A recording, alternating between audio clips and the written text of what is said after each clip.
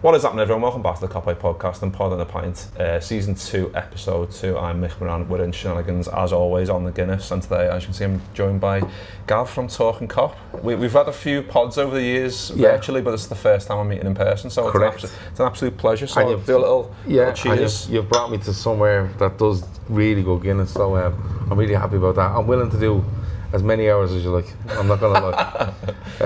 As many points as you like, a pod and 6 points, maybe. The Guinness is sensational in Shenanigan. So it is good. As always. Really good. But as we always do on these shows, opening question. So, this is quite random, but the question is, what's a film that scared you as a kid but seems ridiculous now? There's probably a couple, but the first one that jumped to me is Mac and Me. And it's so weird, and people. Terrifying though as a kid. Yeah, I think it is. Yeah, I think it is. Like there's a lot going on, and I think it's probably because my kids, like have no time for ET. They're like, no, this is too much, and I'm like, listen, if you think that's bad, you should check out Mac and Me. So it is probably Mac and Me. If you'd have asked me the question, what one really annoyed you or upset you, there's probably other options, but Mac and Me is off the charts, like, you know, and it has to be 40 years old. I think so. Well, I'm 43, and I don't think I would have been. Is ET 85, 86ish? So I probably would have been about 4 when ET comes out. I think Mac and Me is around the same time. But if you haven't watched Mac and Me or you have watched ET, go and watch Mac and Me. It's, you know, ET is like, you know, nothing compared to this. So that's probably the one. And when I look back at it now, you're probably more looking at, geez, how unrealistic does that look? Like, you know, Mac and Me is probably on strings. You know, some guy in the background on strings. But that's probably the one. Yeah, because I think it is always funny when you hark back to that era of films. Though, like when you go back to, I don't know, like the original films of stuff. Minority Report, like, you know, like just films like that where when you go back to that, the initial one, it always seems a bit like, oh, fucking hell, this is like Demolition Man, one of my favourite ever films in the 90s. Still good now, but when you watch it back now, you're like, it's like it's dated. Like, I mean, it's like Jaws. Exactly. Jaws is the best, isn't it? Yeah. It's like he genuinely looks like a cardboard cutout coming out of the water. But back then when you were a kid, it was like, fuck me, that shark is really big. And then they made about 4 of them. And I was like, where did they get all these sharks from? But yeah, look, when you go back to watch those films from, you know, probably in your case the 90s, I think I'm a bit older than you. Okay. No, I'm 89, baby. Like, not, so you're not. No, I'm 82. So 7 years. 7 years. Yeah. But when you go back to those films that come out in the early 80s, mid 80s, you have to watch them as a sort of perspective now, don't you? Where you go, look, lad, look where we are now. You know, everything's at the touch of a button. It's all AI, CGI. You have to watch it with that. It's a bit like when stupid comedies come out. You're going to leave your brain at the door when you're going to watch them. Yeah. When it comes to these, you have to just watch them for what they are. And at the time, they were amazing. And now they're like, you show them to your kids now, and they're like, what was that? Because kids just want everything now and they want the best of everything. But Mac and Me, I'm sticking with Mac and Me. Yeah. But watch Jaws. Jaws is fantastic.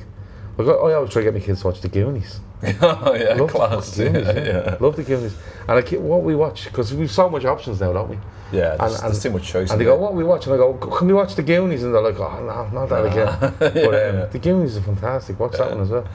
Yeah, another one for me. Not that scared me, but like Total Recall. Like the original of that was just like absolutely loved it. Yeah, RoboCop. Yeah, just so many. I mean, the one that for me, this for the question specifically, like Wizard of Oz, like the witch and that. Did that frighten you? Literally, like as a young kid, I probably watched it too young to be fair. Yeah. But it just fucking terrified me. Don't know why. Don't know why. Just pure like. Yeah, there's a few weird people in that though. Scary face, green. You know, I don't like her. Yeah, there's the Wizard of Oz, and they're all kind of tin men, and you know, Yellow Brick Road and all that. You know what I mean? Is that the direct route, or are you walking a long way to get where you're going? Yeah, I know. Like one that really upset me, just because it was so bad, was Little Shop of Horrors. Yeah. Have you ever watched this? Yeah, of course. Yeah. I think your man's in it. Is he? I'm guessing. Is it the guy out of Honey I Shrunk the Kids, isn't it? Rick Moranis. Rick Moranis, yeah. It's a fucking awful, terrible film. Don't watch that. But watch Wizard of Oz is fantastic, and then Willy Wonka and all these. But again, you have to go and watch them with your kids will watch them and won't like them. But it's probably when your kids go to bed, you'll watch it because you'll appreciate it and you'll go back to that time as a kid. But the more I think about this, it's definitely Mac and me. It's unreal. It's unreal. Like, it's traumatising kids. Yeah. It's unbelievable. When I showed the kids what a film that was. But let us know yours in the comments. What scared you as a kid, which seems ridiculous now. Let's talk about the Red then, because there was a press conference this morning with Arne Slot. The first question inevitably was about Giovanni Leoni, and he confirmed, surprisingly to me anyway, he confirmed that a deal's been agreed. I thought he'd just kind of do what he usually does and just go, we don't know yet, until, he kind of just like plays it off until it's been like he's here. But it's been confirmed apparently. He's been apparently landed in Manchester. Yeah, he's on route, so he might be going past this window right now. We never know. But yeah, I think it's much needed. I mean, there's links with Guehi still, of course, but in terms of stats for him, like he's 18, turns 19 December.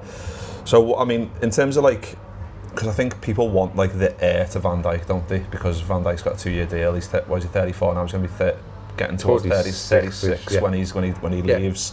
So in terms of Leoni, he'll be turning 21 that year, which is still it's really young, isn't it?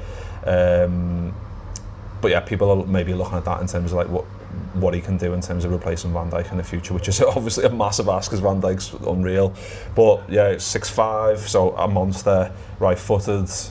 Played 17 games last season for Parma in Serie A, scored in 1 goal, and played in Serie B the year before for Sampdoria. Played 13 games for them and scored 1 goal for them as well. And I think probably most people haven't seen much of him unless you're literally a Italian league connoisseur. Most of us have seen just like YouTube clips and like because we were talking before about there's plenty out there pretending to be seeing loads of them. Let's be honest. I saw the clip where he bullies Lukaku and I was like, I'll have that lad. I don't know if this is an heir to the Van Dijk throne. I think, I'm with you, by the way. I've watched a minute clip of him on YouTube, I think it was Twitter actually, it come up on our X or whatever we want to call it now, and he ragdolls a striker on the sideline, then nutmegs him and plays a pass, and I was like, I'll take 2 of them, I don't think it's an heir to the throne. I think what's happening here with Liverpool is, I would say this is very much influenced by Richard Hughes. And I don't want to say that for people to think, Arne Slot doesn't want this player. Arne Slot and Richard Hughes seem to be on the very same page from very early on. If you go back to last summer when we weren't signing anybody, and Arne Slot constantly mentioned Richard Hughes' name with confidence. It could have been seen last summer as he's mentioning Hughes an awful lot here. Is Hughes doing his job? Is he doing enough for Arne Slot? But they seem to be very much on the same page. And I think what they're doing here is they're cutting out your Brightons and they're cutting out your Bournemouths. That's what I think they're doing. I think they're looking at this and going, 26 million. It's an awful lot of money to me and you. But to a football club, look, it could work, but in 2 years' time it mightn't, and they'll get their money back. Because somebody will take a punt on him. Someone will look at him and go, he could still be the same Huyson. And I think they've learned a little bit of a lesson here because they wanted Huyson. And he went to 50 million quid. And I think Liverpool would have paid it. But Real Madrid came in, and he's always wanted to play for Real Madrid. Whereas I think Liverpool are looking now going, why are we overlooking these players where they get them for 25 and we're paying 60, and then he could still want to go to Real Madrid. Let's get him in now. Let's influence him over the next 3, 4, 5 years, wherever it might be. And when he gets to 23, 24, he goes, actually, you know what? I don't want to play for AC Milan or Inter Milan or Juventus as being Italian. I want to stay at Liverpool. This is my home. And we're really good at that, Mick. We're really good at taking players in, and all they talk about when they leave is being honorary scousers, the city, the community. We're really good at it. And I think it's a really clever move. And I think in the squad we have, I think he fits perfect because Quansah's out, he's in. Much of a muchness. Right? You can rate Quansah or you don't. I do, by the way. And I think it's clever by Liverpool to put that boy back in. But, if we're forward planning, but I don't think we're forward planning enough on the Van Dijk thing. I think we're probably forward planning on probably Joe Gomez. But at the same time, we're cutting out having to spend 50 to 60 and we're spending 26, and it's more than manageable. Yeah, definitely. I think that's a good point because there's been Brighton's like scouting department people. There's a bit. I love people just like on Twitter. People are like, "Oh yeah, just why don't we sound like Brighton's scouting department?" Because they seem to be doing. Yeah. But like those players that they're signing will still be on our radar. We're probably just a bit more unsure about taking a punt on them. I think we're being massively affected by them now. Yeah, because we want to, like exactly like you just said, we want to cut out the middleman. Yeah. See how he gets on the next couple of years. We get our money back. 26 mil is but we've all the facility there. Yeah. You know, like take Baleba. United are looking to spend probably 120 million quid on it. Now, people will ask where United get that from. Well, revenue is where they get it from, because they make massive revenues, and they can do a year out of Europe and still being able to pay. But they're looking at Baleba, and Liverpool probably should be looking at Baleba because I think he's fantastic. Yeah. But this is why clubs are doing it now. This is why clubs are looking, going, let's. It's more of a risk to do it now, but it's way more money in a year or two's time, and it's something that we should be doing and looking to literally in the goalkeeping, defending, midfield, forward department, one in each department where you're looking to make that deal. And if it works, you know, you're having a brilliant player for 10 years, or you're selling them for double your money to a Real Madrid or Barcelona if that's where you want to go. It makes perfect sense. It's win-win, isn't it? Yeah, absolutely. Yeah, and especially if, I mean, there's so much shit on Twitter now, well, there always has been, but there's even more so now with blue ticks and all that, but apparently he said Van Dijk's one of his idols, and obviously if he's 18, then if you're coming through as centre-half, then Van Dijk is going to be one of your idols anyway, so for him to learn off Van Dijk for... He knows Van Dijk, and he knows the back end of Chiellini. Yeah. That's what he knows. Yeah, exactly. So, I mean, if you can get him in early, Van Dijk and Konate, Gomez can teach him the ropes a little bit and give him a bit of insight into what it is to be a Liverpool centre-half, then he's going to be a much better player straight away. 100%. What are your thoughts on Guehi then? Because this one's still rumbling around and there's still 18 days left of the transfer window. I just think it's like people seem to jump on the fact that he's only 6 foot. I think 6 foot's still a decent size for centre-half. I'd love to be 6 foot. Not gonna lie. I'm standing here at 5 foot fucking 6 at a stretch, and I'd love to be 6 foot. I'd love to go Marc Guehi on the same height as you. I think the key in all this is probably is it Steve Parish? Steve Parish, yeah. I think he's, and forgive me because I forget names all the time. I know what I want to say, but I forget all the names. But Steve Parish more or less comes out after the Charity Shield and is basically saying, look, if he wants to go, we want a fee for him. We don't want to lose out on that money. I think that's being compounded by the fact that, you know, they're probably losing 50% of that money because they're going from Europa to Conference, which is a disgrace, by the way. And I think a lot of people are playing their own game here. You know, Liverpool want to sign him for 30 to 35. Let's be fair, right? I think Parish wants a little bit more than that, and he's right here because a year left on his deal. Contracts don't matter. We look at Isak in a minute with 3 years, and contracts don't matter. And he wants a bit more, and I think Guehi's probably playing his game and saying, well, I'm willing to stay for the year and go for free. So Guehi's probably on Liverpool's side a little bit here, and he's nudging Palace. I've seen on Sky, because I've been sitting in various pubs this morning, you might be surprised, but I've seen on Sky that Sky are reporting stuff that was actually reported about 24 hours ago, but they're still running with it because they've nothing else to do. Yeah, exactly. And they're saying, you know, he's willing to stay for the year, and people are taking that at face value and going, oh, he's going to stay for the year.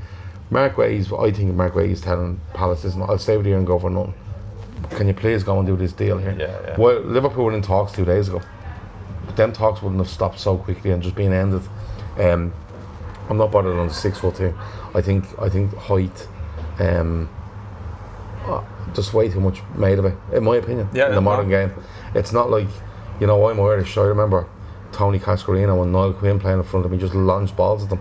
And, you know, whoever the biggest fella was, we won games off the back of it. I don't think it's gone that. Now, people you'll speak to will say it's kind of gone back that way. The physical striker, your Haalands, even the guy off Paris Saint-Germain last night, he's physical. He gets a goal. But I think overall, you know, when I've watched Guehi, I've watched him in the Euros, wasn't it? He played, and positionally brilliant, good pace, good football at both foot. And I've watched him in the Euros a bit, and I watched him against United when he trashed United. It might have been last year, the year before. And the thing about him was so cool on the ball, reads it really well. he's come back from a bad injury as well. People forget that, and he's looked like he hasn't missed a stride. So I think that gets done. I'm not going to lie, because as much as we talk about Leoni and coming in, I think you're probably looking at Konate, Van Dijk, Guehi, Gomez, Leoni in there, and it wouldn't surprise you if they done something on Gomez before the end of the window, if they got Guehi and Leoni in. But I think there's forward planning there on both.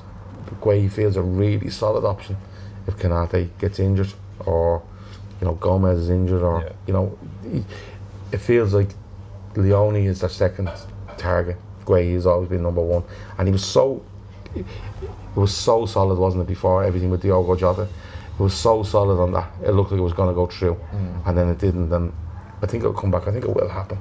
Yeah, I think it will. It's 18 days left, so I think it's similar to like Bournemouth talk about Isak as well, because obviously we play Newcastle in literally next week. Yeah. So that's going to be fun. That's going to be a laugh in it. Yeah. As it would have been anyway. But even like now with all this stuff, and do you think that still happens? I think that still happens as well. I just think probably it might happen like after. Do you know what I mean? Like there's a 6-day gap in between playing them and then the window closing. Newcastle have agreed a deal for 43 million for Jacob Ramsey this morning. Yeah. I think Newcastle might be going a little bit of a different way around this, rather than your absolute striker. I think they'll get Vissa done. He's been told to train on his own because Newcastle won't pay the fee. Newcastle are upset by that, but are at the same time upset at Liverpool for not paying the fee day one. So exactly. The irony is unbelievable. Very. Look, it's two players in Vissa and Isak that want to leave the club. With Isak, it looks like they tried to sell him last year. Let's call a spade a spade. They've tried to sell him last year for 80+ million quid to Chelsea, and Chelsea didn't buy. And we've done a couple of shows on the Talkin Cop with this, and I'm firmly of the opinion that I think Liverpool are just stand there going, when you are finished having this argument, we'll deal. Yeah. Because I think Isak's having an argument with Newcastle over the terms of how he lives and what the price is, and I think he feels the club are massively overpriced him. I think that happens as well. I don't think Newcastle can carry on like they did this summer. Whether you think they're right or wrong, the optics of it for Newcastle, how they look in all this, I think that's why they didn't get Isak or Sesko, because I think Sesko probably looked and went, I'm not doing this in 2 years. I'm not doing that. So I think they both happen. I think him and Guehi both happen. I don't know when they happen. If it depends on Newcastle signing the player, it could be any time. Put any time frame on it. But Newcastle going in and signing Elanga and Ramsey and Vissa, it might be a case of looking to overload a bit more in different areas of the pitch rather than just having your number 9 up there. Up top, yeah. You know, and they might go for something later in the window as a backup to Vissa, because that's all they have if they sign him. Because they've no strikers. If you don't include Isak, they've nothing. They've got rid of Callum Wilson. Yeah, I was majorly surprised he didn't look at Dominic Calvert-Lewin, but he's going to Leeds. Yeah. But if I was a betting man, I'd put a substantial amount on Isak being a Liverpool player by the 1st of September, is it? 1st of September, yeah. We played Newcastle on the 25th, so that's going to be so much fun. There's a 6-day window there where so much fun. Sky is going to get so much mileage out of like those 6 days. It's going to be Bruno Guimaraes and Joe Linton are going to have the time of their lives on that Monday night, because I think it's like going to be do what you want. Because look what's going on in the press. Do what you want. I think it's going to be a mad game, but I fancy us to still beat them anyway. Yeah, massively. I think it's going to be that's going to be a tasty game. It always is anyway, but even more so with all this going on. Let's talk about Bournemouth. Obviously, it's tomorrow night. The Premier League is back at Anfield under the lights. Friday. I think like this introduction of like Friday night games over the last couple of seasons, it feels like I quite like it. To be fair, but our last one was Norwich, wasn't it? And I quite like, and I quite like that it's the opening day of the season. We're playing it. We're at Anfield. It just feels like perfect for us to blow the cobwebs away from what was last Sunday, where there was a few poor performances in there. But again, it's like culmination of pre-season. So, like you said before, call a spade a spade. It's a pre-season friendly. Even if we would have won that Community Shield on penalties, you'd still be saying the same things as if you would have lost it. Do you know what I mean? Yeah. There's still the same. Like Salah winning the game as much as we want him to. Van Dijk didn't have his best game. Still, those things were still there anyway. So we'd still be saying them anyway. Of course. at the end of the day, it's a charity game, you know. and Van Dijk was off the back of a sickness. Exactly. I'm not making an excuse for him, but that's the reason of it. To me, Salah just looks like he's holding himself ready to go. He looks like he's being like, pulled back on a leash here. But it's if you go back to AC Milan in pre-season, you know, we get beaten 4-2, but people don't realise that we trained twice that day before we played them, and it's all about minutes. And look, you know, and I know, and everyone watching knows, these players are tracked within an inch of their lives, you know, with regards to GPS and heart rates and whatever it might be, and they're watched all the time, sure, you know, so they know exactly when they're in red zones and different things. And I'm no expert on it, but when you watch and you listen to even the most basic of updates, you know, you can learn from it and say, yeah, he's probably ran too much in pre-season, or he hasn't ran enough, and oh, he's playing, and you're kind of going, why is he playing? Well, he needs it, you know. And look, let's give credit to Palace. It was a really good game, and it ends on penalties. It's a pre-season game that ends on penalties, you know. But if we'd have won that last Sunday, people would be going, oh, what are you giving it the big one for on the Charity Shield, exactly. You know? Yeah. So you can't really win. No. I'm a big fan of the Friday night thing. I am. I actually think it should be in the Premier League more as the season goes on. Definitely. I think I'd rather they do the Friday night thing than trying to cram a lot of stuff into Saturdays. Yeah, definitely. You know, I like the 5:30 Saturday, but I'm not a fan of the 8 o'clock Saturday. Yeah. People are drinking to be doing at 8 o'clock on Saturday, you know, and not having to pay attention to stuff. So I don't mind the Friday, Saturday morning, Saturday evening, Sunday early, and Sunday evening, and then the Monday. They should have more Fridays than Mondays. Yeah. I think. Our last one's Norwich, in the year we won the league, 20, and we battered them. But the Norwich fans were good that day. I was there. There's some similarities with it, you know. At the time, I think Mane might have been coming back off African Nations, and he only comes on as a sub that day. So you are having players coming back, and Friday night. The only thing I would say is, like, giving Bournemouth the trip to Liverpool on a Friday evening, the first day of the season. No. You don't care, do they? Yeah, there's no fucks given. But no, I'm really so looking forward to it. The new players. Florian Wirtz is just, you know, I'd pay him just to watch him.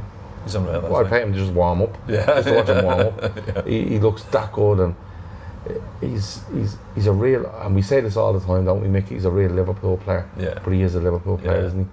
It's that spatial awareness, it's just so good. It's the intelligence, you know, and people can go too far and go, well, what about, doesn't he look a bit like Dalglish? Like, let's not go that far. But it's you know, when you see those players that, you know, Liverpool players, I think you can see players with loads of pace and loads of power, and you go, well, great player, but those Liverpool players are really good footballers, really intelligent, know where they are, know where to move, know where their teammates are, you know, get as happy as they can as off an assist or a pre-assist or whatever they call it nowadays, to as much of a goal. He's a real Liverpool player, and I'm really excited about it. Oh, you should be. It's a new season.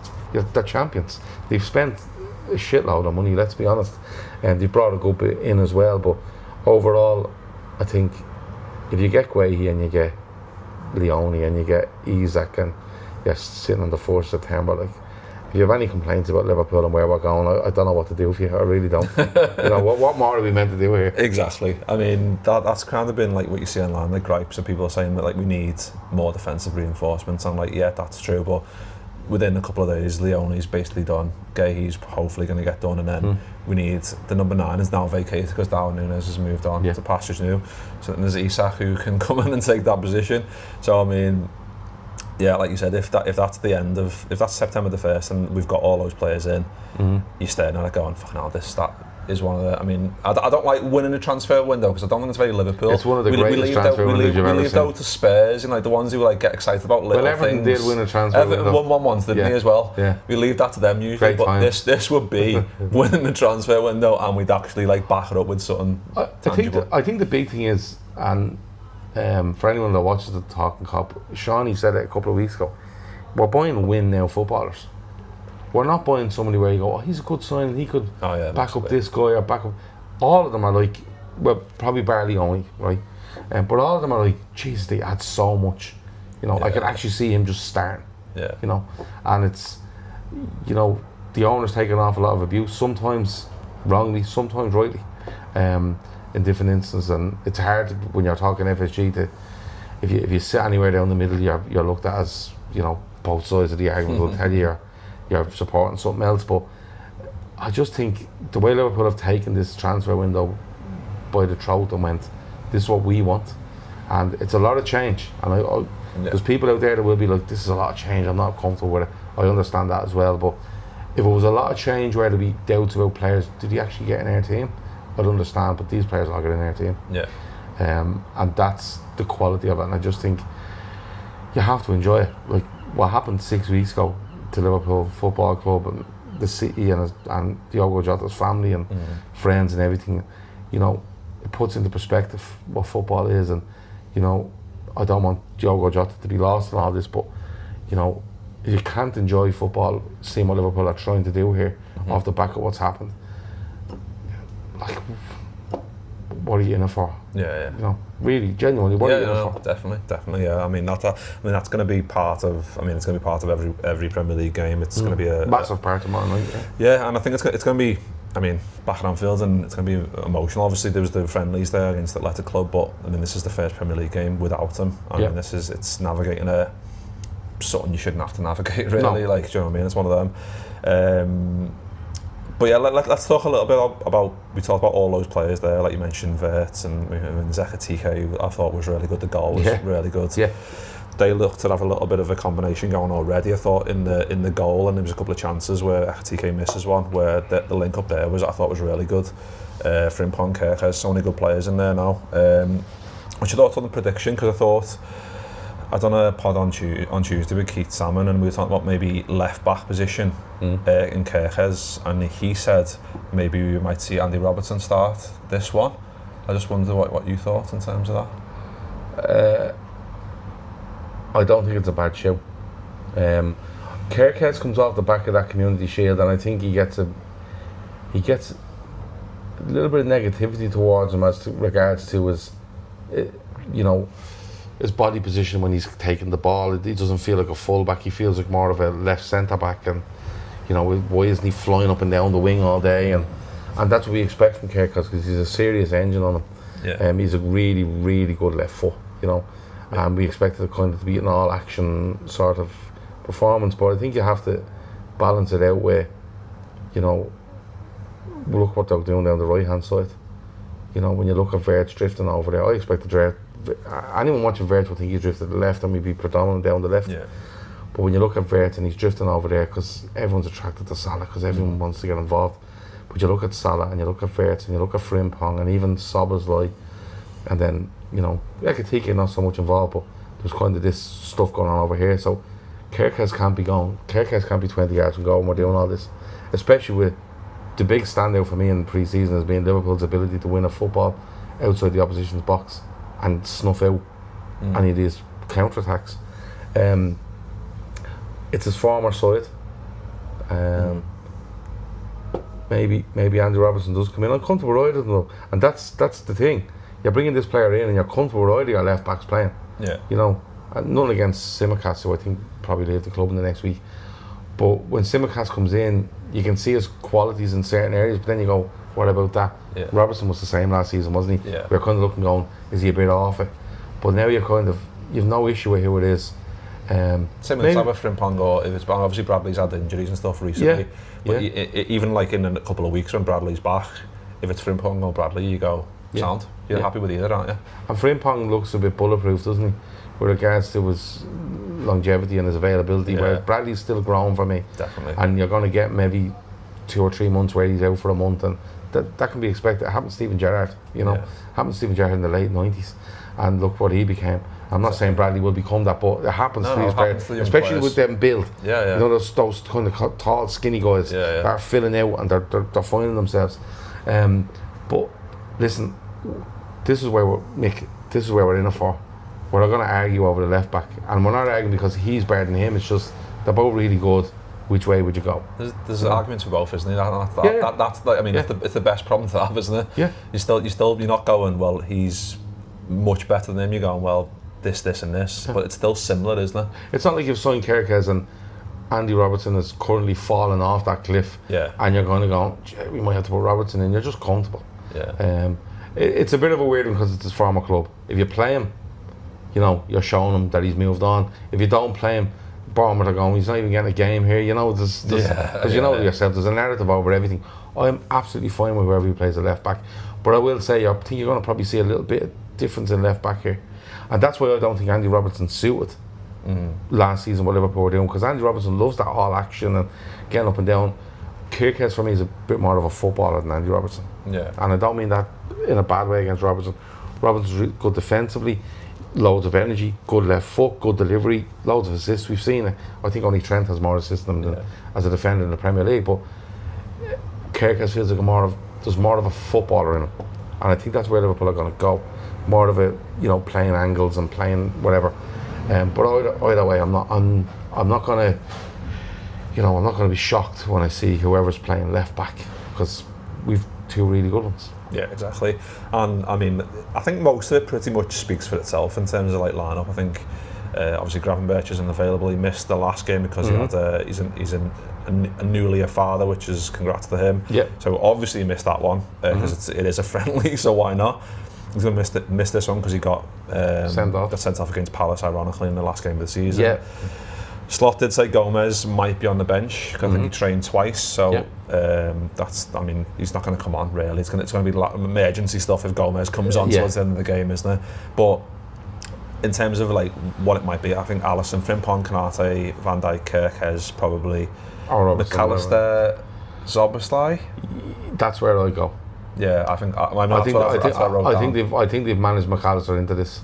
You know, they gave McAllister literally a month off after last season when this new being kicked a really loads. Like you need to have a break, and he did, and he went off, and he came back, and I think he sees some action does he see some action in Japan? I think he does, and then he comes back, and he's not in that 11 that you would expect to be the first teamers against Bilbao. He's in the first game. But I think he's being managed into this because McAllister seems to me the sort of player that just get him fit. He's intelligent enough to know what he's doing. You don't have to play him into stuff. The problem with McAllister is when you play him too much in Argentina and he comes home and then you try playing him again, he's only landed and he's literally on the pitch. I think that's the issue. If it was me, I'd have McAllister and Szoboszlai 100%. Verts in front, Salah, Gakpo, Ekitike. I think, it does. At the moment, it picks itself. It picks itself, doesn't it? Yeah, definitely. I think. But I want to see. I 100% want to see Engamo on the bench. Yeah. I mean, people were a bit surprised he maybe didn't come on in the Community Shield, but again, if it was 16. Yeah, exactly. I mean, he's lit up. He probably was the star of pre-season. So fun to watch. And I mean, the fact that he's built himself into the position where he's on the bench now, and you're like, why isn't he coming on? I think that in itself is like. Well, if you're questioning it, that's how far he's come. Exactly. Yeah, I mean, he's so electric. He's so good. Well, before we finish up, let's do a. I don't know if you're into score predictions. What do you think of score prediction? Well, we have a thing on our channel when you do a score prediction, you have to name the scores. Oh. So we don't fuck about. Don't mess around. 3-1 Liverpool. Ekitike, Salah. I'll go with the front three. Ekitike, Salah, Gakpo. Nice. I really want to put Verts in, but I'm okay if he gets an assist or two. Just once we don't get a penalty, because I'm losing my mind over us getting penalties now at this stage. I really am. Yeah. I genuinely am. I don't know what Salah's up to. I don't know why he keeps trying to kick this ball really high. The last two have been mad, haven't they? The one in the really high. Yeah. And his best penalties for Liverpool are low and hard. Just hit it really good, and anywhere within a foot inside the post, they're not saving it. It's like, you know, when. What's your rule? He's missed two? Should he be off them? Nah, I don't think so. No. I'm not sure. I just think it's one of them. Like he's run up twice now, and it's like, you know, when players get in those positions and they don't know to, like they're going to pass it to someone who's close by, or they're going to shoot, and they get in those that it's stuck in two minds and end up doing none of it. Yeah, that's what it feels like he's done with the last. But the first rule to a penalty is before you can get to the ball, you know where you're hitting it, and no one ever change. Yeah, I don't know. It's like he's changed his setup. I don't know. I think if he gets another one, he misses it, then I think the question marks are starting out. I wouldn't even think it's a question. I think it's a demand. You know, we'd have to be setting some sort of. You know, one of these. You know, these things that you can sign up on the government where you can make a petitions. And 10,000 signatures. Well, 100%. And I'm all for it because no, I can't have a fella missing 3 penalties in a row, and I don't care what games they're in. I just can't understand why you shouldn't hit the ball so high. I know, it's mad. I'd love to know what he's going through. Because if you stand the goalkeeper up, the goalkeeper's 6 foot something. The crossbar is 7 foot, right? 8 foot, whatever it is, right? So he does that, right? Yeah, he does that. Okay. The easiest way is to go left or right, isn't it? Yeah. But lads ain't going left or right. It's bizarre, isn't it? It's so weird. It's weird. It's a weird setup. Is he trying? I don't know. Maybe he's trying to fill us all. Well, because he'll score 3 pens. Yeah, no, everyone thinks he's going to go straight down the middle, down high, and he just taps one in the corner. Yeah. I think it might be. Well, I've gone for 3-0. I didn't think about the scorers, but I never go for a nil. I fancy a nil I think after Sunday I fancy a nil. Okay. I don't usually fancy a nil, but I do this time. Okay. But I fancy Salah to score. I fancy Ekatike to score again, and I fancy Vert to get one. Okay, you're just going slightly different than me. Yeah, I'm absolutely fine if Vert scores, by the way. No. I think Gakpo's so underrated. He's so good. I fucking love him. Yeah, I think he's so underrated. And people are saying about, where was he on Sunday? But if you again going back to Kerkez and his body position, the way he was taking the ball, he was a third centre back, and that's deliberate. I think what Liverpool are trying to do is they're trying to keep him narrow at times to allow your Sobbers to come across and take it and look to turn, or Verts to drop in. They're trying to make a gap here somewhere instead of it being Gravenberch trying to drop a shoulder. I think they're actually trying to go narrow and leave that little area where players get into and play. And like I said earlier, if you get Verts on the ball, it's magic to watch. It is. I think the link up between, Kerkez and Gakpo, they're going to be probably the two going forward, aren't they? Yeah. They need to get some kind of relationship going, like we saw with Robbo and Mane over the years. That was just relentless, because Robbo would do underlaps, overlaps, Mane would just be chasing after you. You didn't have any respite down that side. Yeah. Kerkez, Gakpo, I think, only thing is Gakpo likes to come inside a little bit more, and he doesn't often play. You see Kerkez bombing on, you see Robbo bombing on. He doesn't often play that little ball toward the byline for him to whip in. He tends to do a cross or shoot himself. Gakpo looks to me like when he uses these fullbacks as a decoy, so he can actually come inside, get a ball to somebody else and look to get in the box himself. Yeah, they're the make weight for him to do what he wants to do. I think he's underrated. I think he took some harsh criticism after Sunday because he was basically on the left wing on his own. He's a left back sometimes, isn't he? And it's people are saying, "Oh, Gakpo's getting caught here," but Gakpo's probably looking, going, "Why is the left back playing fucking centre back here?" You know what I mean? But listen, all that irons itself out, and Liverpool will put that extra yard in, and they'll be quicker into tackles and stuff, and I think it'll be quickly forgotten the sort of, what the Palace do with 5 at the back or whatever it might be. It's all pre-season. It's all they're doing everything for a reason to get themselves to a certain point, but I just can't wait to watch them. I know. I really can't wait to watch them. Well, it's like, was it just over 24 hours now till we get to be in Anfield and watch them under the lights, first game of the season, as champions as well. I think that is another thing where absolutely, we get to be in the stadium and we get to sing about being champions. And you should. Which is going to be absolutely... There's enough people in this world that sing about Liverpool when they weren't champions. Exactly. Why shouldn't we sing them? Yeah, let's do it. But we'll leave it there. Nice one to Gav. We're doing a little... Cheers. Guinness has gone down an absolute treat. We'll definitely have another one before we finish. But nice one to Gav for jumping on. That was Pod on a Pint Season 2, Episode 2. Up the Reds tomorrow. Nice one to Gav. Nice one to everyone for watching or listening. And we'll see you on the next one. Ta-ra.